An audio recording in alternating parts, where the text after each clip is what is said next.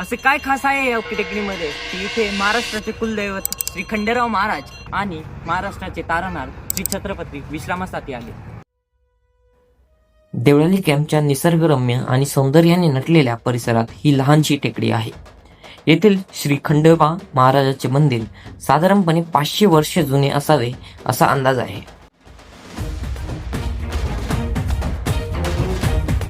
मणी आणि मल्ल दैत्याचा वध केल्यानंतर भगवान शिव या टेकडीवर विश्रामासाठी आले, म्हणून या टेकडीस व मंदिरास विश्रामगड असेही म्हटले जाते.